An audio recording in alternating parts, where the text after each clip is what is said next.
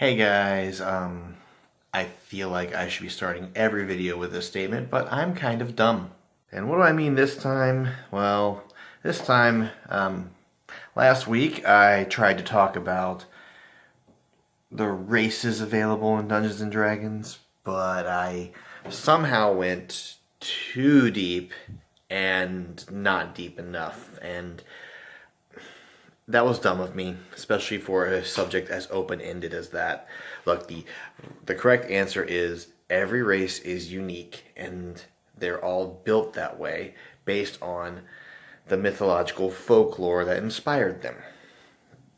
For example, dwarves are derived from tales of the little mountain dwellers from the past, and they're usually seen as strong and hardy folk. So this is translated to D&D with them getting a bonus to Constitution, meaning they are very, very durable. Yeah, see, that was a lot easier than what I tried last week. But there's something else I'm kind of dumb about, and that's just that I haven't been planning these out as well as I should have been. I'm sorry. The quality has been showing, but also because honestly, doing this the way I've been doing hasn't exactly been fun. So I'm going to work on that. I'm going to give you guys something better, and hopefully it'll be a lot more enjoyable on my end as well. That being said, though, it does feel wrong to just leave this subject hanging as it is, even though I'm not having fun with it. So I'm going to finish out what I started, and that is the character sheet.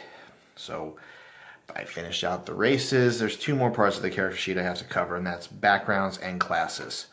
So, you know what, let's just skip the preamble and go right into it. So a character's background is answering the question of what did this character do before they became an adventurer. They might be saying, my character's always been an adventurer, and honestly that's a boring character. Do better. Like maybe you were a local hero on the farm and fought off some goblins or something. Just think of what led to your character going down the path of leaving home for glory, riches, and danger. Because honestly, most characters come from interesting backgrounds if they do this. If anyone's happy, they're usually not willing to leave that for a life of danger. Now, just like with races, backgrounds are just as wide and varied as the races, but the difference is that a background is one short paragraph of information as opposed to a race, which could be about 3 to 5. Yeah, it's a little different. You can easily digest what's in a background, as this is just stuff that happened before your character became an adventurer. So, but there's still a lot of them, and it is advisable to read up on available backgrounds or even make up your own. There are suggestions in the player's handbook on how to do that. If you haven't figured it out by now, the player's handbook is very useful, and if you are at all curious, you should probably pick up a copy. Please do so. And that brings us to the last part of the character sheet. I know I'm not showing off the character sheet right now, it's just the last part is the class. Now the class is the bulk of the character sheet. This is where all your level progression and abilities and everything comes into play. This is basically the character in rules and roleplay terms. Now the class is going to be varied based on what you want to do, because each class is designed differently. You could be the barbarian, whose whole gimmick is being able to dish out a large amount of punishment and take it in return.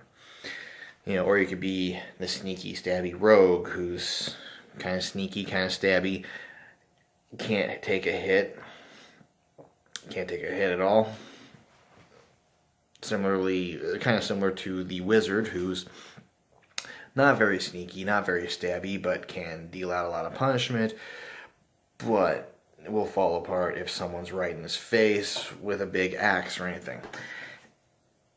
I might be describing this in terms of combat, but honestly, the bulk of the game is kind of based around combat, based on the rules. Even though that's not entirely true, but the way the rules are written, combat is implied. So they build everything around combat. There's an entire chapter of the book dedicated to combat. It's an implication that you can't really shake too hard. Now, it used to be there were a lot of different classes, and some would require certain prerequisites to unlock. You know, anyone who's come from 3rd edition remembers the Prestige class that was introduced there. They decided to dial that back for 5th edition.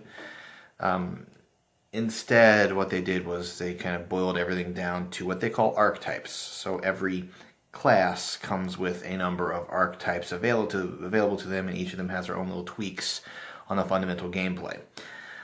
The idea being, you know, if the Cavalier is like a fighter who's good at mounted combat, then why don't we just make an archetype for the fighter that's based around mounted combat? And they ran with that. So every single archetype is based on something that's been in previous editions before and are just kind of subtle tweaks on the main base class. You know, like the Rogue has the Thief archetype and the Assassin archetype. Both of these come from very different places, but there's fundamentally the stealthy guy who's, you know, and the big difference is the Assassin's mildly better at combat. That's kind of it. Honestly, like, I could break down each individual class if I feel up to it in the future, but right now I just wanted to get you guys on the same page. And that page is that I kind of have to stop talking about Dungeons & Dragons for the time being. It's taking the deep dive into the rules like this has been kind of hard to figure out what's important and what's fun to talk about. The fun part being the most important thing. Honestly, here's my suggestion. If you are at all curious about how Dungeons & Dragons works, look up Critical Role. Look up some streamers who play the game. You can't really get a good idea about how the game works without playing it yourself or watching other people play it. You just can't. I can explain the rules to you all day, but if you don't have the rule book in front of you to really dive into it, it's not really going to do you much good. That being said, basic rules are free, so you can try for free. Beyond that, I've got some stuff in the pipeline, and we'll see where it goes from there. See, the biggest problem with this whole thing is that it's not really something you can boil down to like a science. There's rules and stuff to it, but the key rule is that the dungeon master decides the rules. So that brings it to art territory, but then again, it's a little too rigid to be art. So it's like, it goes into complicated territory, but it goes into interesting territory. And I haven't done this for a while, but I'm going to go ahead and tease the next subject for you.